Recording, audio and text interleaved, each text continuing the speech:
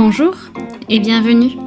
Moi c'est Alice, alias Alice is Knitting sur YouTube, Ravelry et Instagram. Aujourd'hui on se retrouve pour tricoter le col double à ma façon. Cette méthode, je l'apprécie car elle se réalise sans couture et permet de garder l'élasticité du col. Alors, tout d'abord il faut vous munir de votre fil et de 2 paires d'aiguilles. L'une avec vos 2 aiguilles, ce sera votre fil principal, ici avec le cordon vert, et l'autre avec une aiguille et un embout de l'autre côté. Ça permettra de ne pas perdre les mailles. Vous allez les mettre de manière parallèle. Vous allez prendre votre fil. Le mien est un peu frisé parce que j'ai détricoté un projet pour vous montrer comment faire. On fait un nœud coulant, rien de plus simple, et on va venir le piéger dans une des 2 aiguilles. Et nous allons ensuite tourner autant de fois que nécessaire pour monter le bon nombre de mailles. C'est-à-dire que, admettons, vous avez 10 mailles, vous tournez 10 mailles autour de vos aiguilles, de la manière dont je vous le présente ici. Le tout est de veiller à ce que les tours ne se chevauchent pas les uns sur les autres. Et on va faire ça jusqu'au bout. Alors j'en avais un certain nombre, on va passer en avance rapide.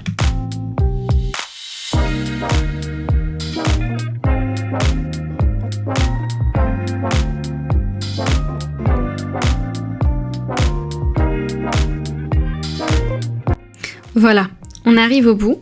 Et une fois qu'on arrive au bout, on va venir piéger le fil, alors en évitant de retirer la dernière maille, entre les 2 aiguilles.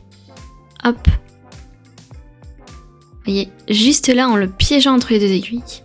Et avec votre câble principal, le vert, pour moi, vous allez venir tricoter à l'endroit tout votre premier rang.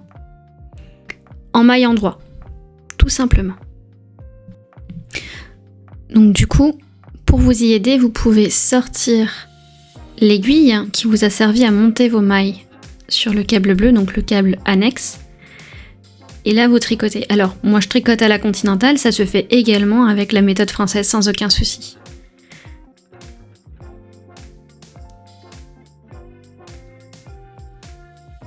On voit que j'ai quelques difficultés, c'est simplement lié au fait qu'il y avait un double fil et que comme mon fil avait déjà été tricoté, forcément je galérais un petit peu plus que dans la vraie vie, on va dire ça comme ça. Mais c'est quelque chose qui se fait comme un maille, comme une chaîne de montage. Allez, on remet un petit coup d'accélérateur.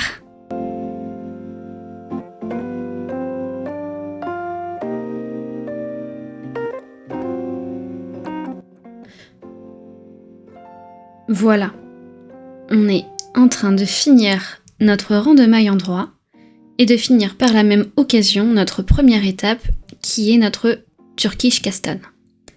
Donc quand on appelle un montage provisoire Turkish Castan, c'est de ça dont on parle. Ici, ce que je fais, c'est que je retire mon arrête-maille de façon à aller bloquer le nœud coulant. C'est une sécurité que j'ai fait, mais qui en soi n'est pas forcément nécessaire, dans le sens où comme les mailles sont tricotées, elles ne risquent normalement pas de sortir. C'est un montage qui peut être réalisé pour plusieurs choses, principalement des chaussettes, mais ça peut être également pour une construction d'épaule ou comme ici un col double par exemple. Et là, ce que l'on voit, c'est que ça nous a bien formé notre rang et on a bien 2 mailles en réalité qui sont créées, l'une au-dessus de l'autre. Et là, il va falloir faire attention à ne pas vriller nos mailles, c'est-à-dire à bien garder en bas notre cache provisoire. Mais avant ça, ce que l'on va faire, ce que je suis en train de faire là à l'écran, en allant récupérer mon arrête-maille et mes rips, c'est de retirer l'aiguille qui m'a servi au montage Turkish, donc Castan. Et donc, pour pouvoir mettre également une arrête-maille pour éviter les mailles de s'en aller de l'autre côté également. On aurait très bien pu le faire juste après avoir tourner notre fil autour des deux aiguilles. Je l'ai fait là. J'ai joué un peu dangereusement. Je vous l'accorde. Donc là, je mets mon arrête-maille et après il va s'agir de joindre en rond. S'il y a à joindre en rond, hein, s'il s'agissait d'un col de gilet par exemple, on aurait pu ne pas le joindre en rond. Par contre, s'il s'agit d'un col de gilet, ça aurait voulu dire qu'à un moment donné ou à un autre, on a une couture à faire, puisqu'on va se retrouver avec un sandwich. Alors, désolée pour ce hors-champ. En fait, je suis simplement en train d'essayer de lisser et de vérifier que mon câble ne twiste pas. Ma plus grande hantise, je vous l'accorde.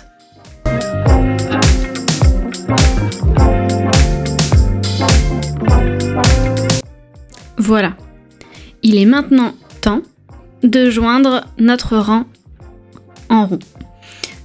Donc on va venir lisser notre rang sur nos aiguilles pour mettre le marqueur ou le contre-rang et tricoter le col tel que nécessaire dans le patron que vous avez. Ça peut être n'importe quel type.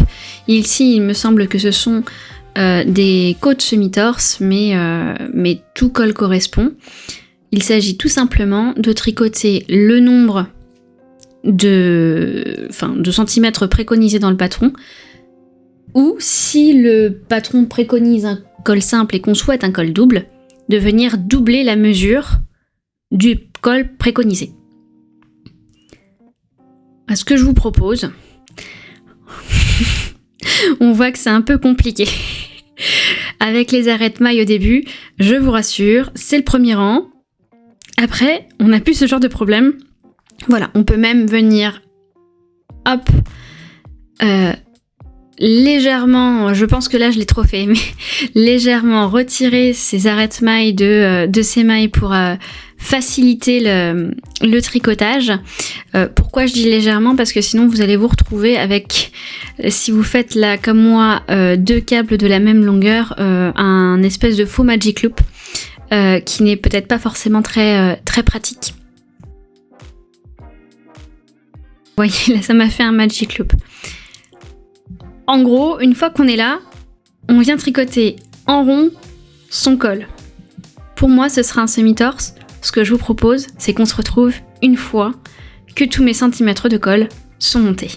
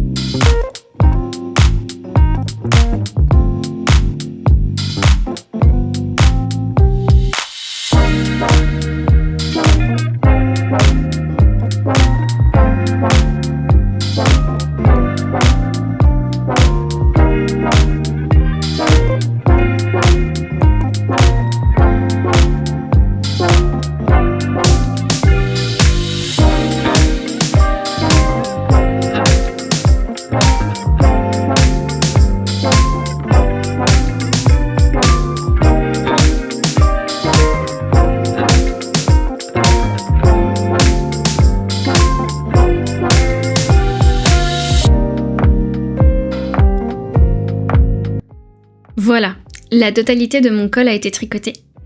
Maintenant, ce qu'il va falloir faire, c'est retirer les arrête-mailles pour replacer des aiguilles. Alors, le mieux, c'est d'avoir la même taille d'aiguille des deux côtés. Mais si on a 0,25 de décalage, ce n'est pas excessivement grave, ça ne se voit pas énormément.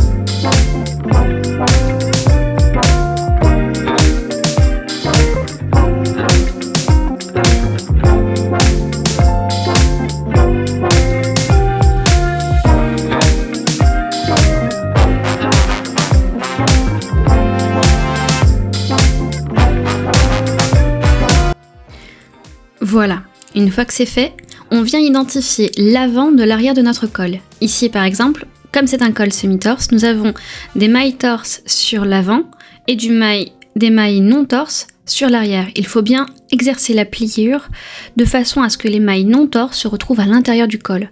Moi, petite astuce, j'en profite également pour rentrer mon fil qu'il me reste de mon montage de façon à ne pas avoir à le rentrer. Ensuite, alors là il y a juste un moment où je vais venir tricoter la petite maille qui sécurisait mon contrant de façon à ce que je ne le perde pas, même si ici il s'agit plutôt d'un repère pour déterminer mon début de rang. Et là on va venir tricoter un peu comme on le ferait sur un rabattage d'épaule à 3 aiguilles, tricoter les mailles du premier et de la première et de la seconde aiguille pour ne former qu'une seule maille et refermer ce col. Alors ici on le voit un petit peu, je me suis pas méfiée au début, mais mes mailles de ma deuxième aiguille sont torsées, c'est-à-dire qu'elles sont à l'envers. Parfois il nécessite de remettre la maille dans le bon sens, c'est-à-dire de remettre bien la jambe de droite à gauche. J'ai perdu un morceau de vidéo visiblement entre temps, mais ce n'est pas grave puisqu'on voit ici la technique à opérer. Voilà, on va venir tricoter notre maille, piquer dans une maille, piquer dans l'autre maille. Vous voyez, voilà. Là je change juste le sens de ma maille pour venir tricoter mes 2 rangs. Et l'action de tricoter ces 2 mailles ensemble va venir refermer mon col. Et comme c'est du tricot, comme j'ai une tension, bon, toujours, hein, c'est un peu tendu parce que, enfin j'ai l'impression que c'est un peu tendu parce que j'ai mes 2 fils suris et d'écart en même temps, ce qui fait que j'ai parfois un peu de mal à attraper mes mailles, mais vous voyez, ça se fait très bien et ça nous donne une finition qui, vous allez le voir, est assez propre. Ce genre de col, pour le col, je vous recommande de faire ce genre de choses. Ce qui est d'un montage provisoire en mode Turkish Caston, faut se méfier de temps en temps à ne pas y avoir recours pour de mauvaises raisons. On peut avoir envie d'avoir recours au Turkish Caston pour éviter d'avoir à relever des mailles sur des épaules. Attention, sur certains patrons, cela va vous donner un effet qui va manquer de forme. Parfois, le relevage de mailles va vous apporter une structure à votre épaule. Alors, à utiliser avec précaution quand on voit que ça apportera de la fluidité et que la fluidité a du bon. Parfois, l'aspect couture, entre guillemets, peut avoir un aspect plus structurant sur le vêtement. Il faut y penser.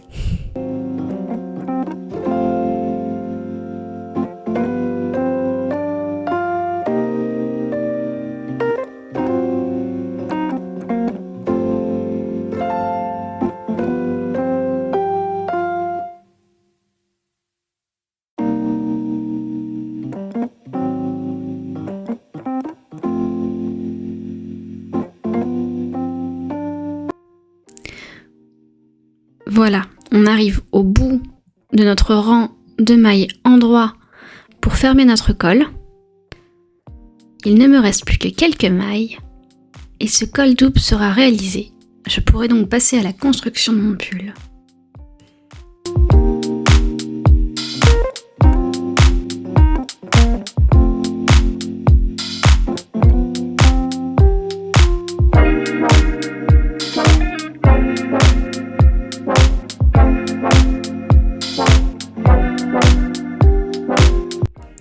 Allez, la petite dernière.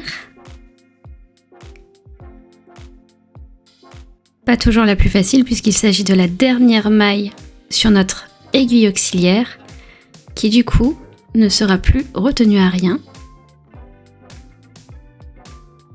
Voilà. Plus d'aiguille auxiliaire.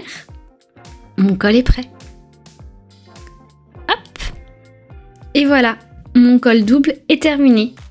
Je vais pouvoir passer à la suite de la construction de mon pull. J'aurai mon col doublé et complètement élastique. Pas besoin de couture, pas besoin de revenir dessus après coup. Il est fini.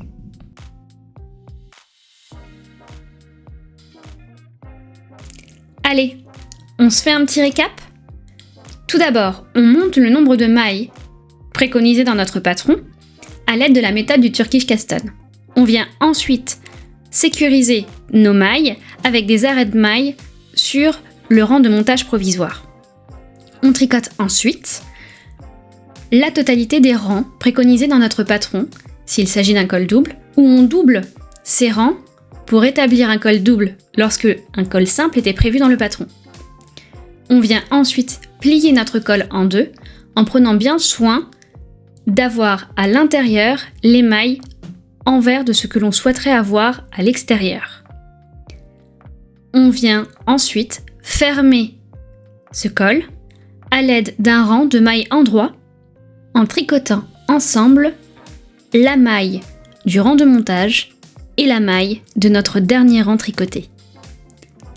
Une fois que ce rang est fini, votre col double l'est aussi et vous pouvez poursuivre avec la construction de votre pull. J'espère que cette vidéo vous aura plu. Si c'est le cas, n'hésitez pas à liker ma vidéo ou à la commenter. Vous pouvez également me proposer de futurs thèmes que vous souhaitez voir abordés, peut-être d'autres techniques. Et vous pouvez également me retrouver dans mes journaux tricot publiés chaque fin de mois et mes posts tricot que je publie à la moitié de chaque mois. J'espère que ce temps vous aura plu. Je vous souhaite à tous une agréable journée et surtout un bon tricot. Ciao!